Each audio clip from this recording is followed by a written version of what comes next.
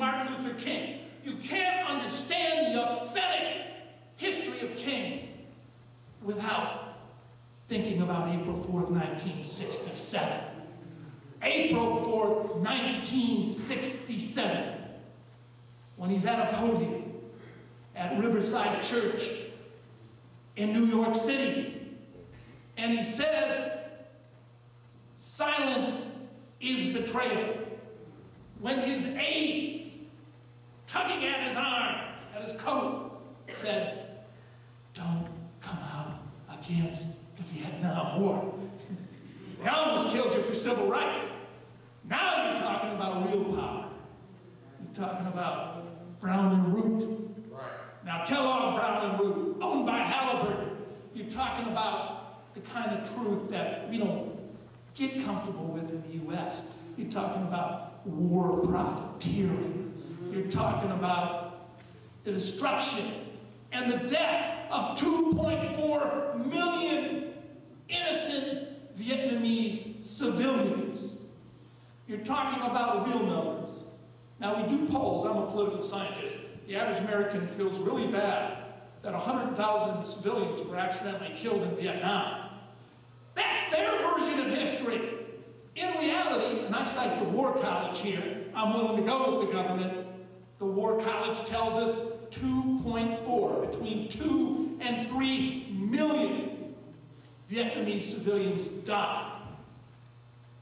And we should feel bad about that and vow it will never happen again, even though over 1 million people are now dead in Iraq. That's right. And it's our duty to speak about that atrocity. And the longest war in our history drags on in Afghanistan. It's comfortable often to ignore that, but it is a fact. And if we are to honor Martin Luther King's legacy, we need to read that speech beyond Vietnam, where he says, silence is betrayal. Now, here's what King said. Let me quote Dr. Martin Luther King on his birthday. Quote, if we do not act, we shall surely be dragged down the long, dark, and shameful corridors of time, reserved for those who possess power without compassion, might without morality, and strength without sight. If we remain silent about the ongoing continuous atrocities and genocide and prison industrial complex that targets young people and blacks, people of color disproportionately, while it allows torturers, that's right, at the highest level of our government, and murderers in illegal wars to go free, we are not honoring the legacy of Dr. Martin Luther King. We must speak freely about people at the highest level of government, Dick Cheney and his office and his accomplice, some would say his hand puppet, George W. Bush.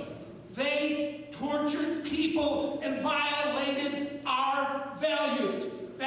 The American values articulated in their favorite King speech, I Have a Dream. Those are American values. We were the first Constitution that outlawed torture, although we didn't outlaw slavery, so there's a little oxymoron there. How do you outlaw that without a torturous and barbaric institution? So, we need to make those points clear. In King's speech against Vietnam, he said, and I love this quote from Dr. King, that he feared and had wrestled with, quote, the apathy of conformity, the apathy, that natural tendency to have a pleasant life, to be comfortable, to say, it's too crazy out there. I'm tired. You know, I'm sick and tired of it all. It doesn't seem to change. But let's recall another axiom. social justice doesn't pay well. But it's steady work. And it's the Lord's work. And it's the work of Dr. Martin Luther King. We are called, ultimately, not to be sprinters, but long-distance runners. So when we enter those pearly gates, we'll hear those words, "Well done, my good and faithful servant." We cannot confuse King's dream, his prophetic, godly vision, with our own drive for comfort. Whoa, King and God made me a prosperous attorney. That is cool. I don't think I'll do anything now. We cannot redefine and buy into the white-owned, iconic king. The king that says once a year, if you eat pancakes, it's cool. Why? Because the FBI called King the most dangerous man in America. And at the time of his death, 1 year to the day, April 4th, 1968, we know from records that he was under surveillance by a U.S. military Delta force who did not warn him, calling into question why they were exactly there.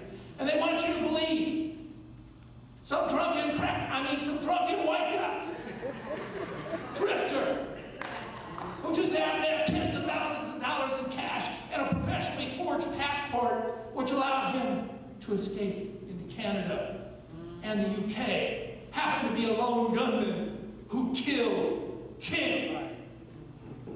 And the King family didn't stand for that lie and proved it in court that it was a conspiracy. The meeting of the minds of more than one person. And this was a time, was it not, of p.o.e.r, the counterintelligence program that targeted the Nation of Islam, that targeted anyone who stood for peace, who at one point 25% of all Americans were listed as subversives for high crimes like subscribing to Consumer Report. How dare you suggest that lawn jars aren't safe and American companies make bad products? Everyone's on their list. It's a surveillance society. But let me be truthful today, because today our country has the largest spy apparatus on planet Earth. We spend $50 billion a year, 80% of it spying on our own citizens without probable cause, with no articulated reason, and it's only a few groups in the police, like the p.o.e.r, that are willing to say, "Stop it! It is wrong!"